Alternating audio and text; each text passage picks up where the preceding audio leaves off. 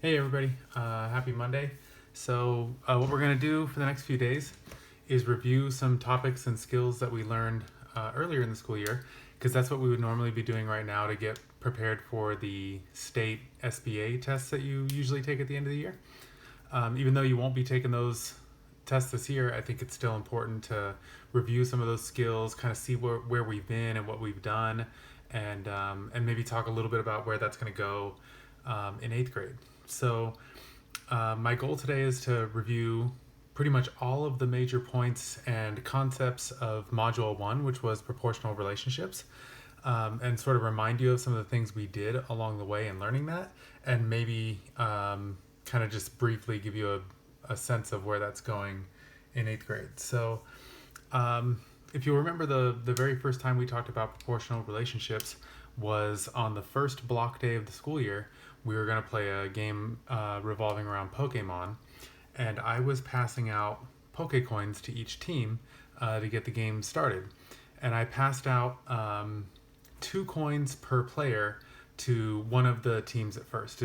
It's different depending on which period you're in. But I started with some team and I passed out 2 coins per person.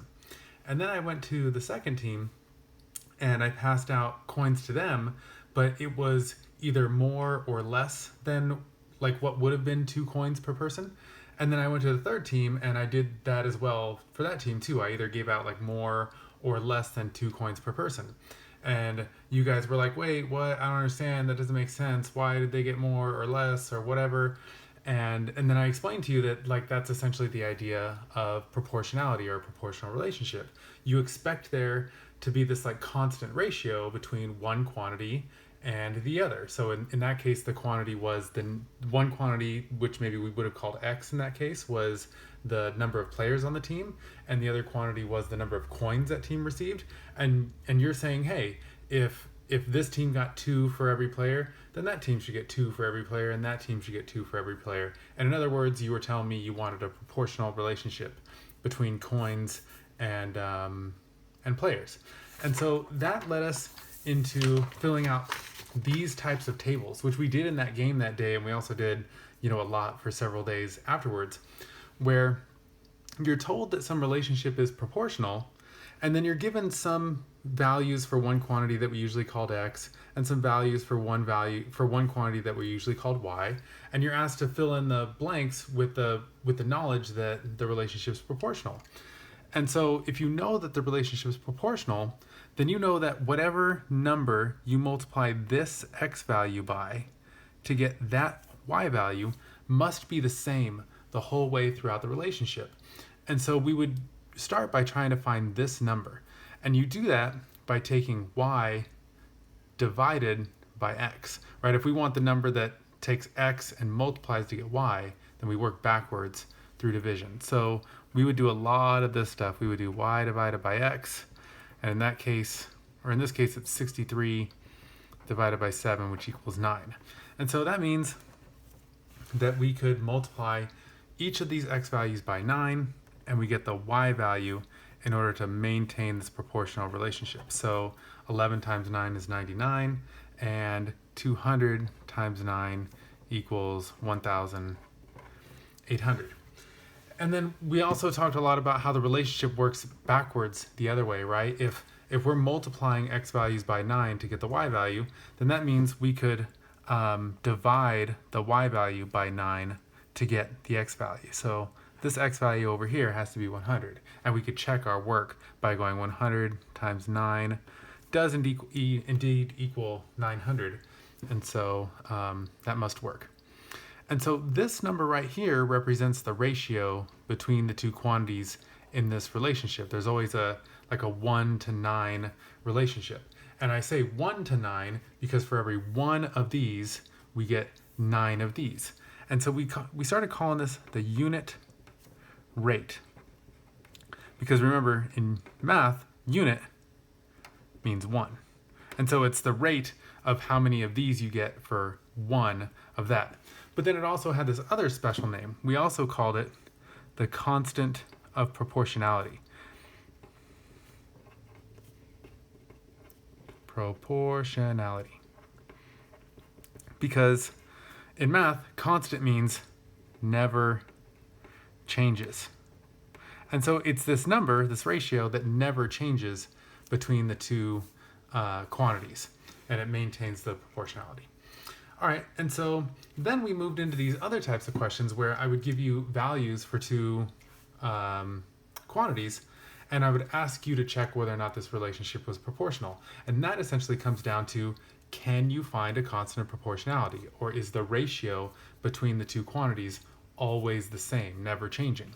And what we would usually do is we would add an extra column or row to the table depending on how it was made, and we would call it the y divided by x column or row, because that's exactly what we're going to do in this column. Is we're going to do each of these y divided by x's.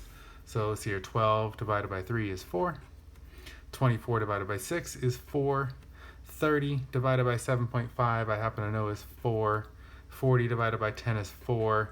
And this one, you could tell I messed up when I was making this little thing real quick, but because I made this, I know for sure that 37.2 divided by 9.3 is also 4. So the ratio between each of these quantities is 4, and so the y divided by x ratio is constant, and so we would say the constant of proportionality is 4, and we abbreviate the constant of proportionality as k. So we would say k equals 4, and we would usually write something like, yes, this relationship is proportional. All right, so hopefully that jogs your memory on sort of the basics. We haven't got through everything yet. And so let's jump to some warm-ups that I asked you to do just before you took your unit test on this module, right? So now that you've got your memory kind of going on this, these shouldn't be too bad. So these will be familiar. You've done these exact ones before. This one says, a BART train with only 2 cars leaves the Ashby BART station. Car A has 9 passengers in it at Ashby. Okay, so I'll fill that in the table. At Ashby, car A had 9 passengers. And car B has 18 passengers. Okay, so this feels like it's starting to be proportional, right? Because 9, 18, there's a ratio of 2 between these, so that feels okay. At each of the next 4 stops, 3 passengers board car A and 3 passengers board car B. Okay, and no passengers get off of either car.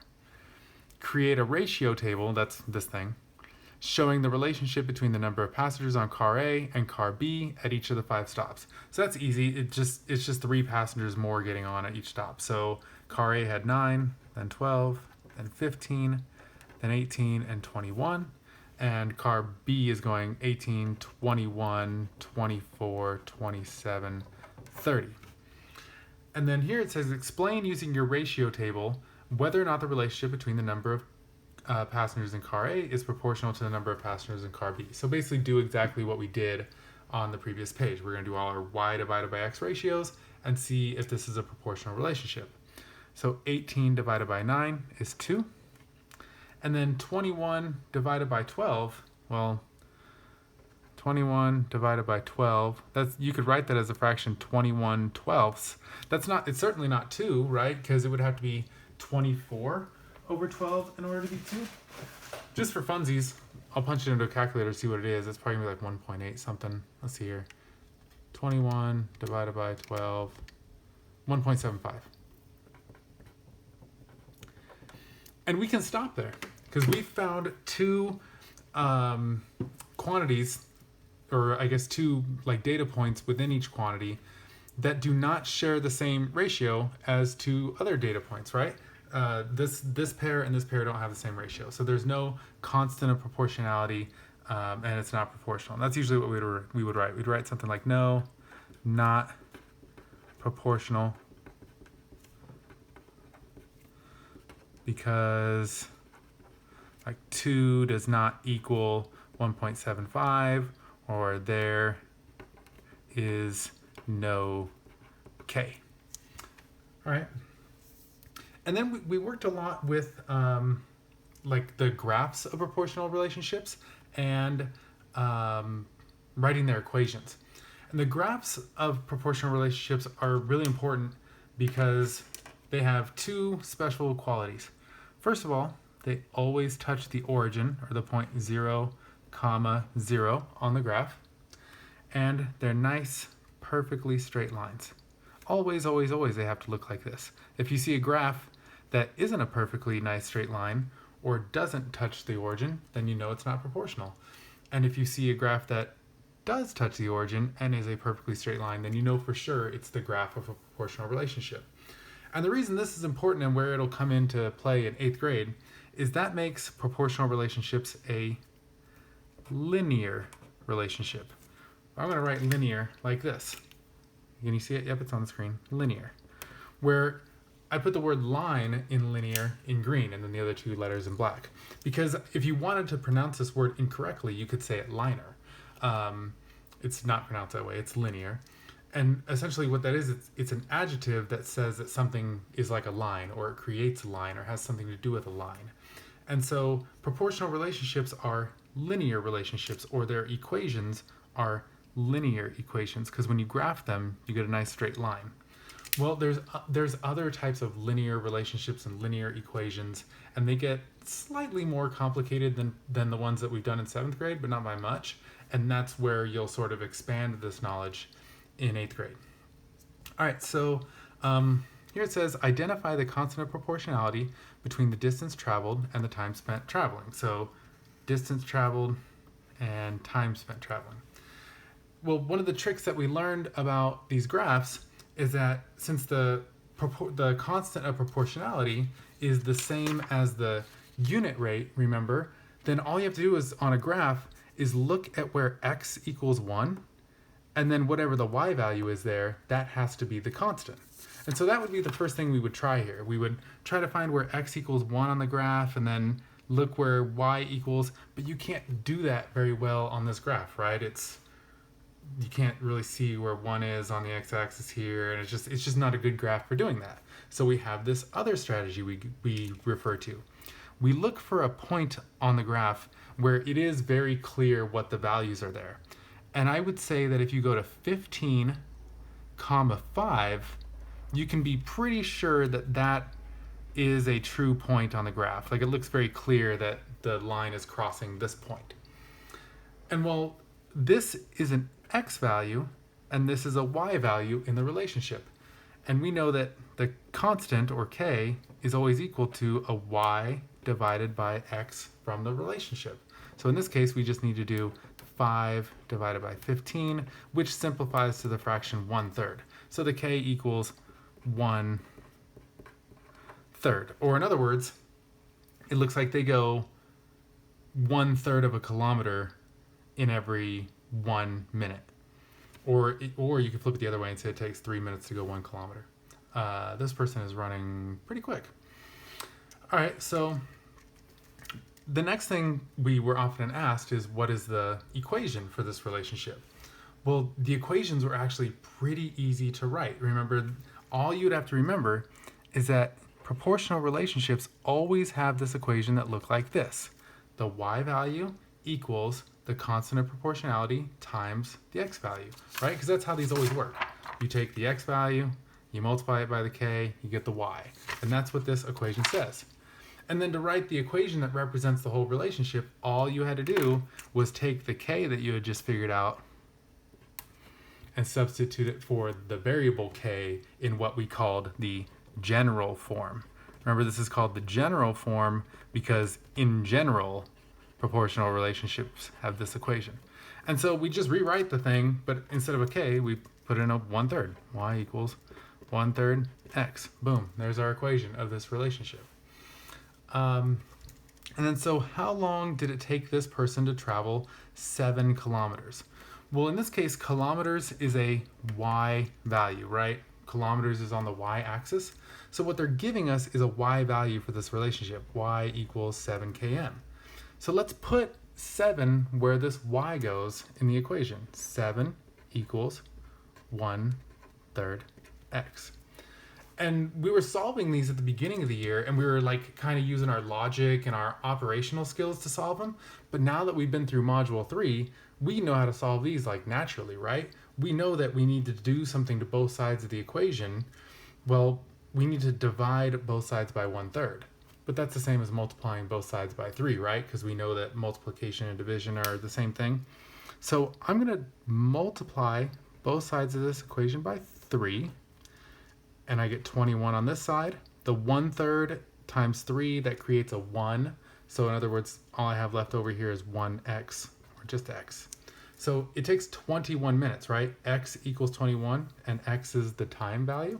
So the answer to this one would be 21 minutes. All right, well, I wanted to keep this video at about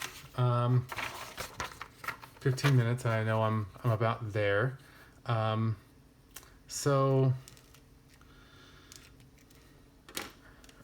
I don't want to not do a graph. So I'm going to make this super quick. This says traffic researchers found for every 9 cars that cross the Bay Bridge, 5 buses cross.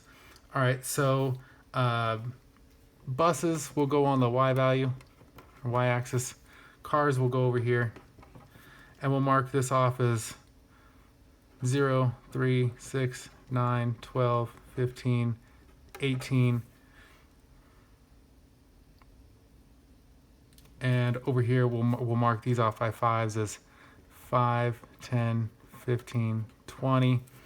And then it says for every 9 cars, you get 5 buses. So there's 9, 5. There's 18, 10. And we draw our straight line through the origin. And boom, there's our super quick, simple graph of this proportional relationship. And so it asks, is the number of cars that cross the bridge proportional to the number of buses that cross? Use only the graph above to explain your reasoning. You would say yes, because the graph is straight and through the origin. I guess I should have started here, actually, if this is my 0, 0. I guess I kind of missed, but whatever. I'm doing it fast. Okay, what does the point 27, 15 on this graph represent in the context of this problem? That means, like, what is the question about? It's about cars and buses. Well, let's see, 27, 15 would be this point here, 27, 15.